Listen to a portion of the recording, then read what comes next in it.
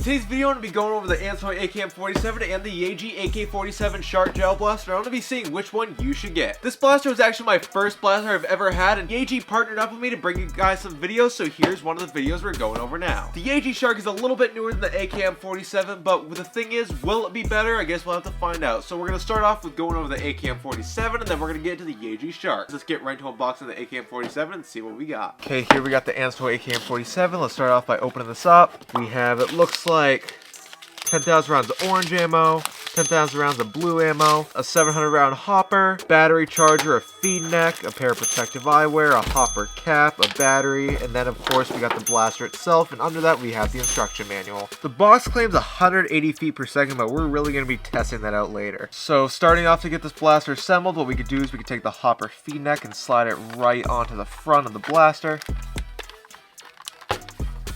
Should make a click when it's in place.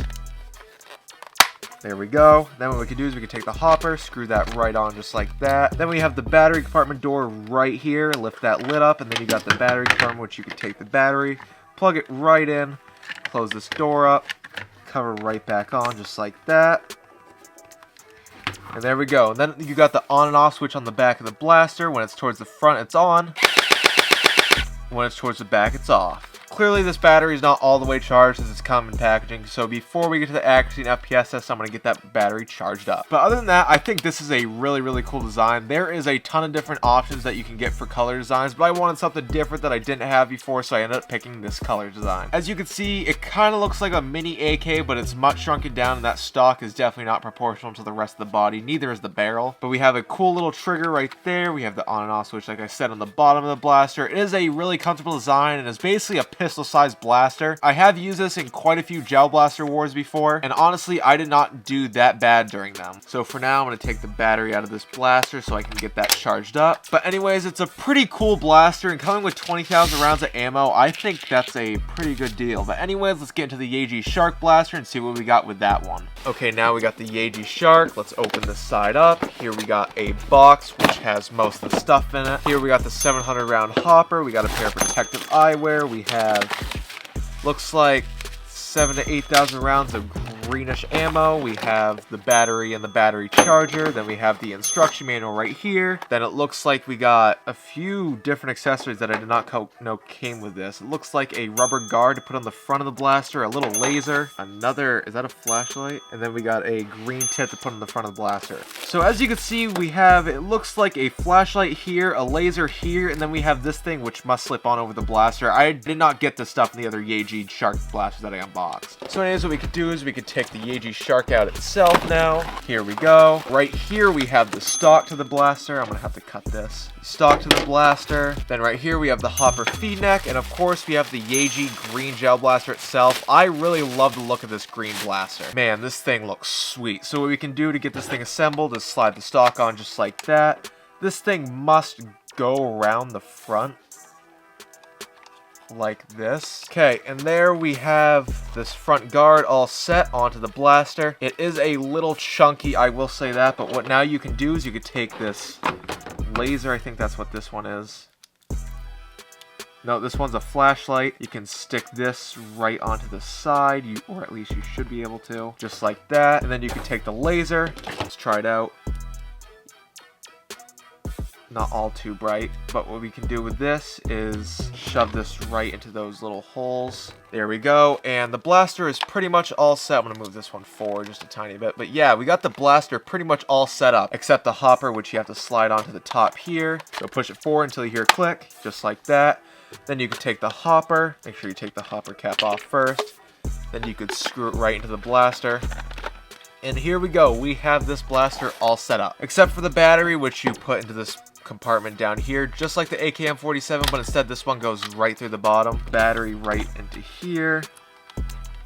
Shove the battery up into the blaster. It's a little bit easier to get this battery into there though, I will say that. So on the bottom we have the on and off switch on the bottom of the grip. When it's pushed towards the left you have it on full auto, and then when you push it towards the right it's on safety mode. But yeah, personally I like the look of this blaster a lot better. I did not know it came with any of these accessories because the other Yagee Shark I unboxed it did not. But I think it's pretty cool, but I personally wouldn't leave any of these laser flashlight things on it. I would leave it just like this, so that's what I'm gonna do for the remainder of this review. And the green tip that came in the box, you could slide onto there, but I personally like having orange tips in all my blasters. So as you can see, it's a pretty cool looking blaster, and it's honestly quite a bit bigger than the AKM47 too. So what I'm gonna do is I'm gonna start off by testing the AKM47 and the FPS and RPS test, then I'll move on to this one, and then I'll test out both the blasters and the accuracy test. So anyways, let's get right into testing out these blasters and see how they do. Okay, we got the AKM47 here. We're gonna start off with the FPS test, then we're gonna see how many RPS this blaster shoots.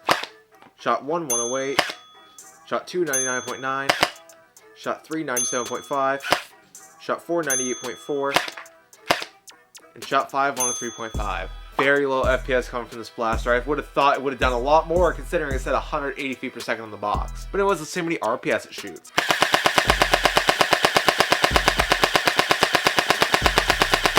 Shooting right around 8.4 rounds per second, which is decent, but not all that great. But anyways, let's test out the Yagee Shark Blaster now and see how good that one is. Okay, we got the Yagee Shark without all these stupid attachments on it. Now let's see how many FPS this one shoots. Shot 1, 119.7. Shot 2, 105.9. Shot 3, 112.1. Shot 4, 116.8. And shot 5, 126.1. A little bit better than AKM47, but still not all the greatest. But anyways, let's see how many RPS this blaster shoots.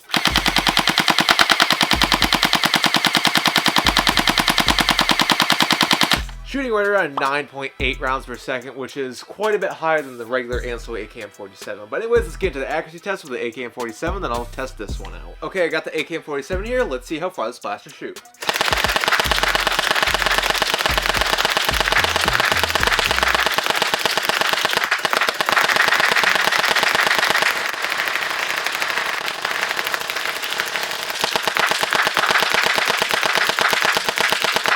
Okay, now let's go get the Yagee Shark Blaster and see how that one does. Okay, we got the Yagee Shark. I'm going to aim for the middle of the body this time so we don't mix up any shot.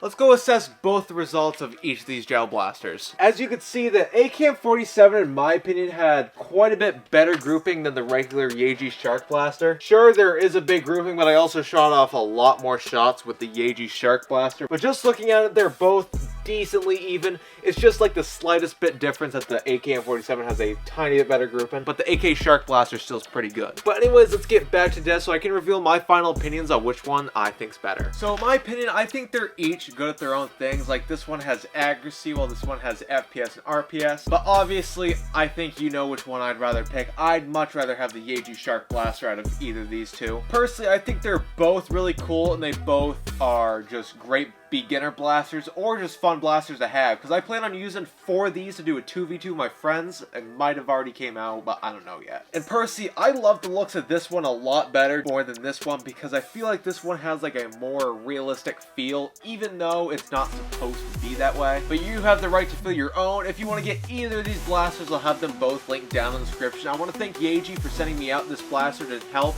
make this review. But if you want to see the review where I go over the craziest Yagee gel blaster, watch this video up there. Thank you guys for watching. I hope to see you in that video. In today's video, I'm going to be going over my custom Yagee DGR V09 blaster. You might be asking, custom? What's custom about it? Instead of the usual 7.4 volt battery setup, this one is upgraded to handle 11.1 volts and shoot much faster. Or at least it's supposed to. I haven't tested it out yet. But either way, the box art